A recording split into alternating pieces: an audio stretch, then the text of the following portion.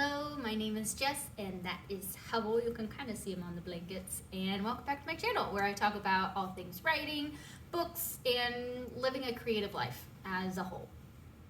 I'm getting better at the intro. Anyway, hello. I am filming 2 videos in a week, so I'm wearing the same clothes, but I put on a jacket, so it's different. There. Today, I wanted to talk about showing up for the Muse. So that's kind of what we're gonna talk about. So let's go ahead and dive in and see where this goes. So basically, the Muse, you hear people talk about, this person is my muse, or this, like, thing is the thing that inspires me to create. And Muse is interesting. Basically, I don't know if anyone cares about this, but I'm going to talk about it because it's my channel. Muse comes from, like, Greek and Roman mythology. The Muse is like the, I don't know, it's a daughter of Zeus.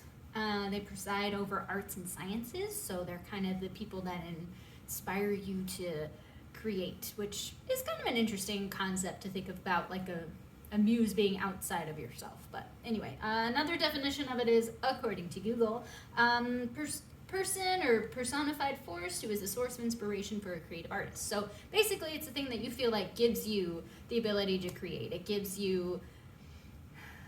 It's the driving force where you feel like you have to create. I don't know if anybody else is this way, but sometimes I'll get a story idea and it will not leave me alone. It will, like, show up in my dreams. I'll be at work trying to do stuff, and it'll be like, hey, by the way, I'm an idea and I need you to write me. So I think the Muse is kind of involved in that as well. If it's like your inspiration, it's the thing that kind of won't leave you alone. And I feel like artists, and whether it be writing, singing, art of any kind, drawing, I feel like those ideas don't really leave you alone until you get them out. So where does that source come from?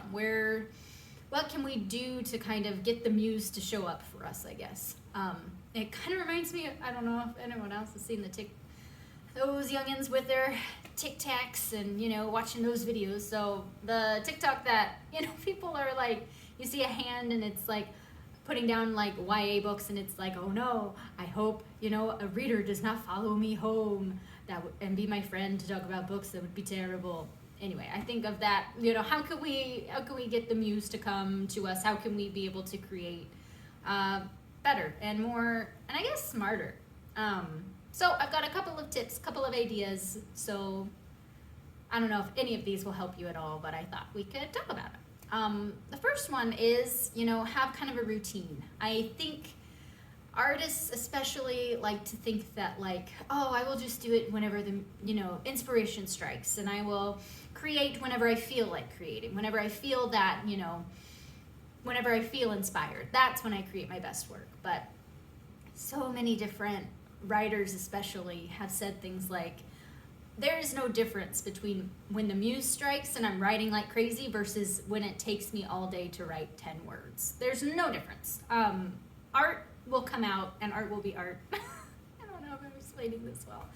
However it wants to. And so whether that be because you're inspired or because you are just have your butt in the chair and you're ready to work, there's really not a big difference there from my experience. I mean, everybody's different, but I think it's really important to create a schedule for yourself. And if you feel like that takes away some of your creative process, maybe just try it. Spend like 10 minutes, 15 minutes a day in your art, whatever that be, whether that be drawing, singing, art, just art of any kind. And I think you may be surprised at how much easier it becomes to create once you've made a schedule for yourself. Once you have set aside that time for yourself and for your art, I think you may be surprised at how much easier it is for the art to come, for you to feel more inspired.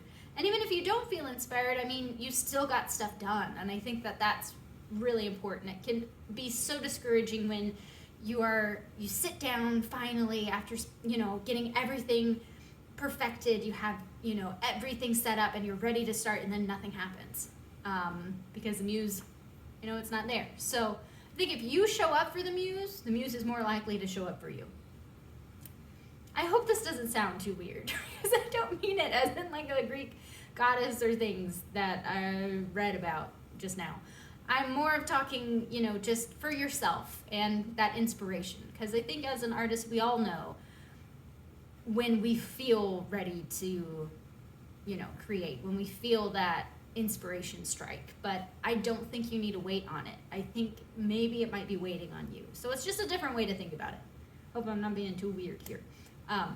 Anyway, so that's the first one. I think the other one is, you know, kind of going into the routine, you know, have it either be at the same time every day or have it be, you know, with like certain, I don't want to say rituals exactly, but kind of. So like when I sit down to write, the things that I usually do is I have a drink with me of some kind. Usually it's a tea or an iced coffee or just something to, you know, keep my mind, for me to look excited, you know, for me to get excited about. Food is a big motivator for me. So if I have a special drink that I can only drink whenever I'm writing, or if I have a special, you know, snack that I can only eat, snacks are distracting, but you know, something along those lines, then I'm more likely to sit down so I can have my special, you know, drink or whatever it is for the day.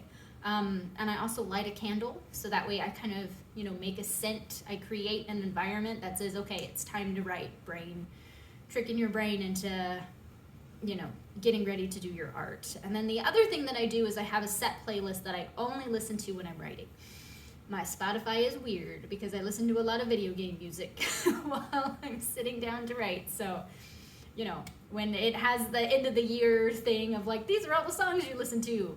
Yep, last year was sea shanties because I was writing a pirate book, so it was funny to listen to. Anyway, that's a side note. So first one is to show up. Second one is to kind of create an environment that's inviting and that makes you excited to write, or not write, but do whatever creative thing that you're doing. It makes you excited because you can only have those things while you are creating. So I like to create, you know, I like to get all of my senses going, like, you know, smell, taste, and then, you know, sound, and then touch is like typing or whatever creative thing you're doing. So I don't know if that could work for you. I probably said something similar to this in a past video, but this is where we're at today. So yeah, so that's the second thing. I think the third thing you can do if you're struggling, you know, we're talking like you have been sitting for the last 30 minutes and nothing has happened.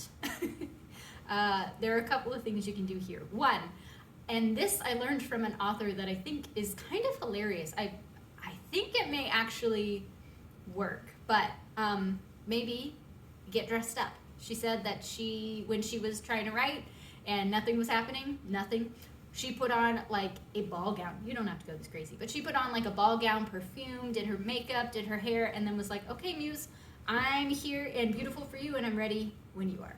And she said it worked a lot better for her, so now she always tries to at least put on clothes, not pajamas or things, you know, when she's ready to write. And so I think that can apply to a lot of different arts. Like I think you're just, all it is tricking your brain into being like, okay, we're ready. It's time to shut off all the ideas. It's time to shut off, you know, like, not all the ideas, but shut off all of the to-dos. Time to shut off all the things that I have to get done, all the stuff that, you know, cleaning, all that. No more. And it's time to create. And so, I don't know. If you're really struggling, it's something that could work for you potentially. And then I think the other thing in the same vein of things you can try if you're really, really struggling is get up, take a walk, you know, do some stretching. I think moving your body really, really helps when it comes to creative things. I think it, first of all, releases endorphins, which you know, love those. And second of all, just if you get your mind out of it and get your blood pumping a little bit, it actually helps to get back into the swing of creativity. So, I don't know, just some tips of, you know, if you're struggling or how to show up for the Muse and how the Muse may in turn show up for you. I don't know if this helped anybody. I'm sure I'm just saying the same things that I've already said on this channel, so just in a different way. I don't know. But I think that's all I've got for this one. So please let me know in the comments down below if this helped you at all or if you found this remotely helpful or interesting, or you could even say, Jess, you're like really repeating yourself a bunch and you need to come up with new topics. That'd be fine too. So anyway, let me know what you think. I'd love to hear from you, but I think that's it for me. So goodbye from me and goodbye from Hubble, and we'll see you in the next one. Bye.